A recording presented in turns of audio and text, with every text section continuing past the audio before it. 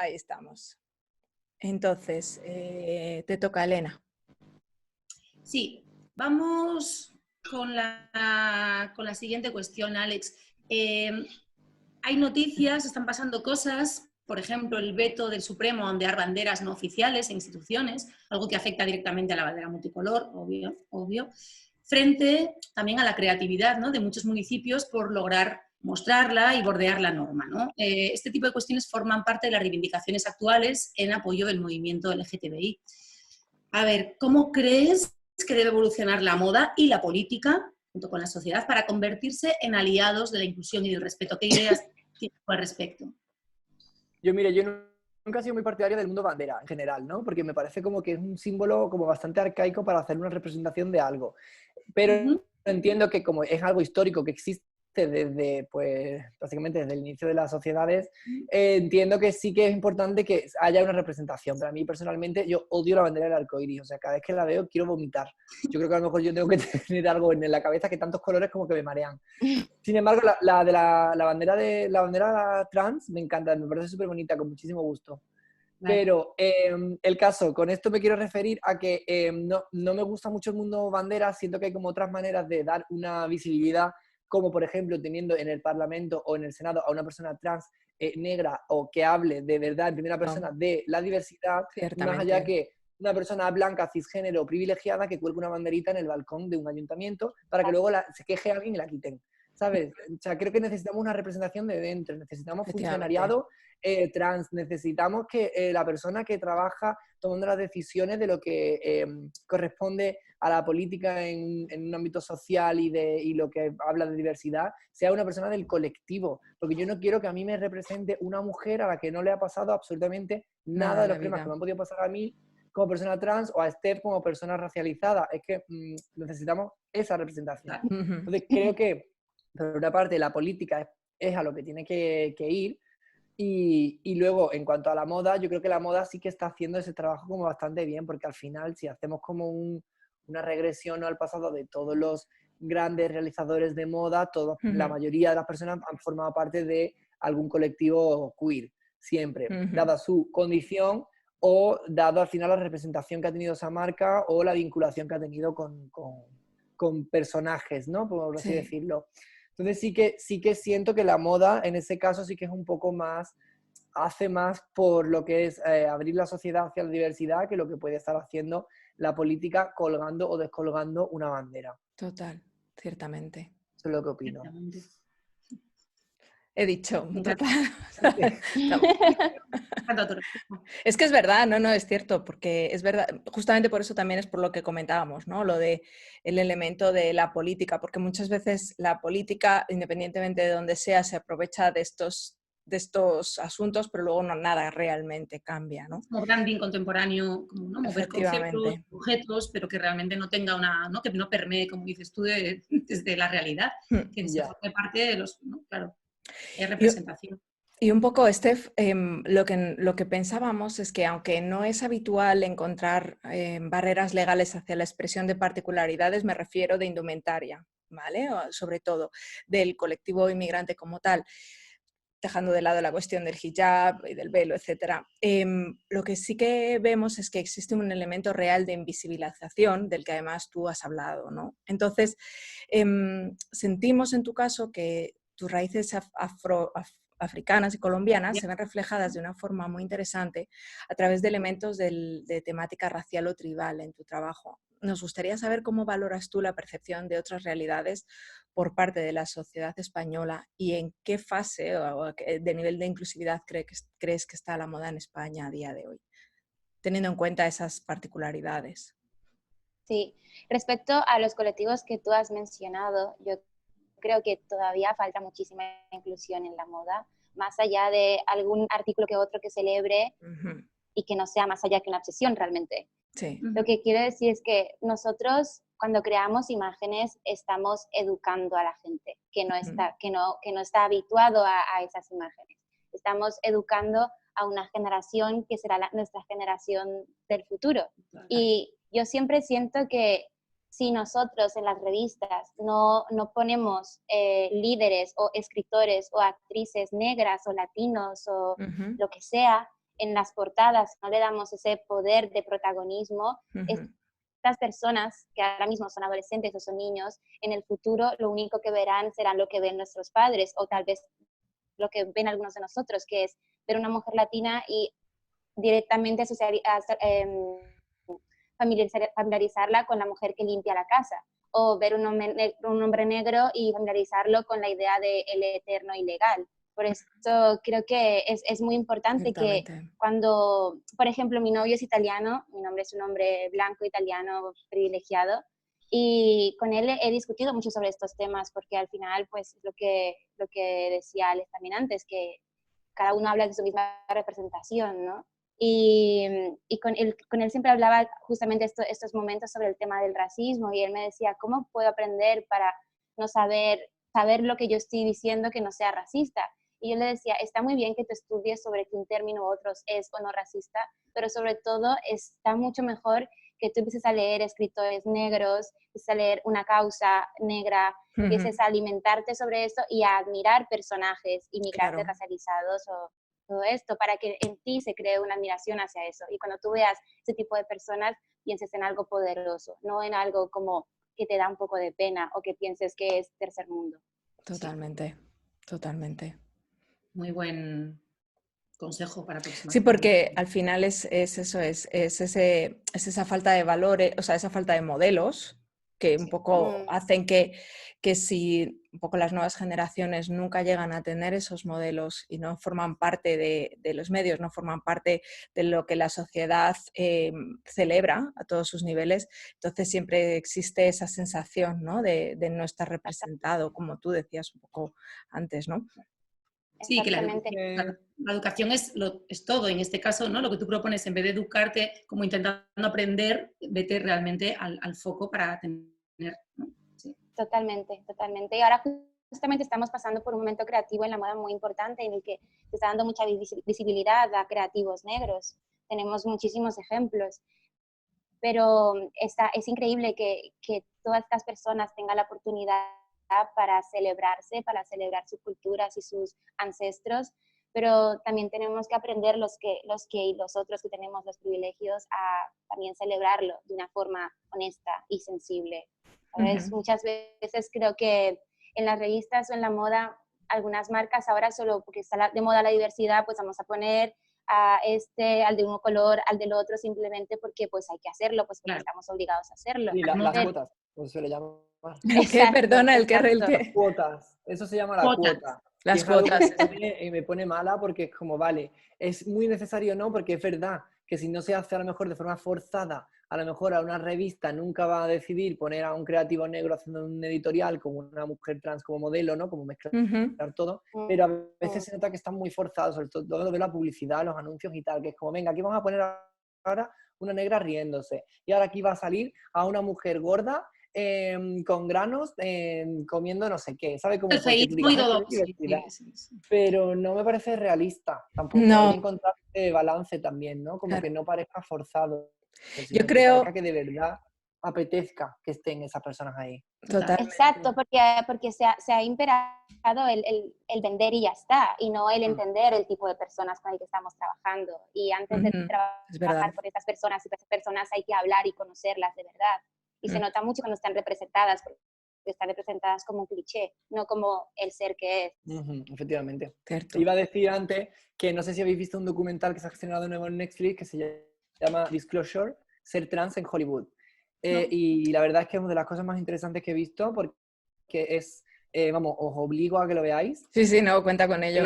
Porque habla de la representación que han tenido la transexualidad en el cine de Hollywood desde el cine, ¿no? Desde que empieza el cine. Entonces hacen como un análisis, actrices y actores trans de la actualidad hablan de cómo ellos han vivido una representación en el media de lo que es ser trans, ¿no? Y gracias a eso, cómo han descubierto que ellos eran trans o cómo han dicho, madre mía, yo no quiero ser trans si ser trans es eso.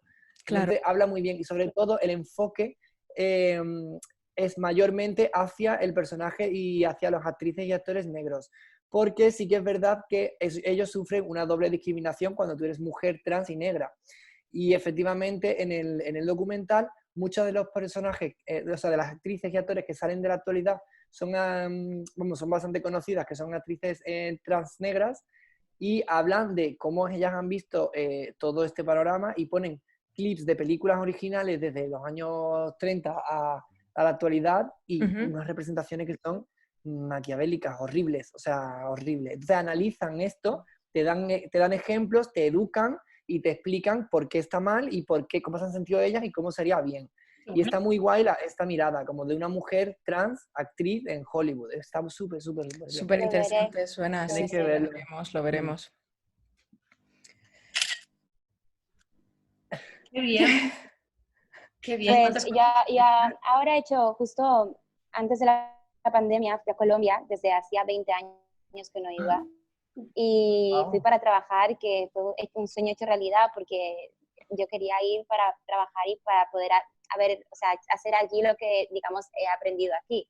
Y fue muy interesante porque hicimos un proyecto súper social con un diseñador que se llama Esteban Cortázar, que está radicado en París, pero es colombiano. Y el casting era todo el mundo, era la Colombia pura y dura, o sea, toda la mezcla de las razas, hay un colectivo en Colombia, bueno, hay una etnia que se llama los Embera-Camí, donde hay muchos transexuales. Y entonces la familia, cuando ellos se enteran que esta persona ha decidido ser así, pues lo que hacen es expulsarlos de la comunidad. Y estas personas, al no tener un derecho y no estar realmente representados con derechos en el gobierno, pues se dan a estar en la calle o a prostituirse, y muy pocos de ellos incluso hablan español, lo cual es muy fuerte. Pues hay un colectivo en Colombia que los ayuda, los rescata y les da trabajo, les enseña cómo sentirse ellas mismas, cómo ser mujeres, muy interesante. Y tuve la suerte de trabajar con 2 de ellas y de fotografiarlas y de hacerles el styling, y fue realmente muy, muy, muy bonito. Oh, qué guay. Ya lo veréis. Sí, Hombre. es muy lindo. Sí, pues avisa, sí, avísanos y avísanos. Ya lo veréis, saldrá en breves. Qué También guay. trabajamos con una chica transexual también, que es modelo, y fue muy increíble porque la empresa con la que hicimos esta colaboración es una compañía que es muy conservadora, se llama El Éxito, digamos que es como el Corte Inglés de Colombia, de esta forma. Y claro, esta marca católica prácticamente, que decidiese aceptar a todo este tipo de personas, fue realmente un logro, porque eso jamás se había hecho en un país como Colombia, además de que es un país muy, muy, muy conservador, mucho más de lo que parece. Así que bueno, no sé, estoy muy contenta, fue muy interesante. Pero precisamente de lo que os hablaba antes, de que cuando trabajas con todo este tipo de perfiles y del cual un proyecto, la palabra es la diversidad, tú tienes que aprender a escuchar a las personas. Y si tú, por ejemplo, haces el styling, tienes que aprender a saber cómo se sentirían más cómodas, cómo no se sentirían más cómodas, o lo que mejor las representa, y embellecerlas de más de lo que son, ¿sabes? Totalmente. Porque además ese es el trabajo, ¿no? O sea, realmente es ser capaz de representar. Yo creo que... Yo creo que eso es lo importante. Laura, porque yo como modelo también he trabajado en sitios que me han obligado prácticamente a ponerme tal, y como ponte esto, tienes que ponerte tal y lo otro, y como es que a lo mejor no me siento cómoda, no me veo bien, no creo que estés embelleciéndome, sino más bien utilizándome como maniquí. Total. Y las personas no somos maniquí. Y en ese caso, Steph sí que trabaja súper guay, por eso te digo que cuando el día que hicimos el tal, ella me vio y dijo, es esto, y yo no tuve ni que hablar porque ella lo sabía, ella entendía eso, y entender lo que a un modelo al final es lo que le sienta bien y lo que le va a venir bien es mucho más importante que saber lo que es el tallaje y ponerle la ropa como si fuera, ya te digo, es un figurín. Creo que ese es el verdadero trabajo, y a mí me encanta, ¿verdad?, lo que haces, Steph. Gracias. Súper impoluto todo, súper bonito, o sea que me encanta.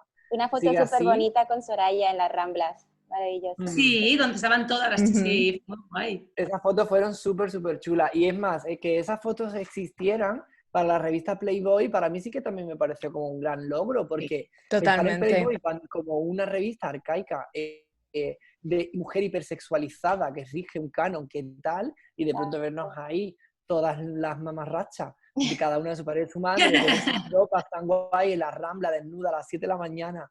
O sea, me pareció como súper, súper guay y súper inclusivo que eso pasase ahí. Totalmente, totalmente. Fue una aventura. Yo llegué agotada a casa pero fue como parido, ya está.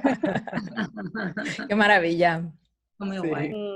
Sí, como dando un poco sensación bueno, del cambio que estamos comentando, ¿no? Que cuesta, que poco a poco, pero este tipo de cosas son las que motivan. Yo creo que además es súper necesario. O sea, creo que no puede haber ya más una industria que no sea así.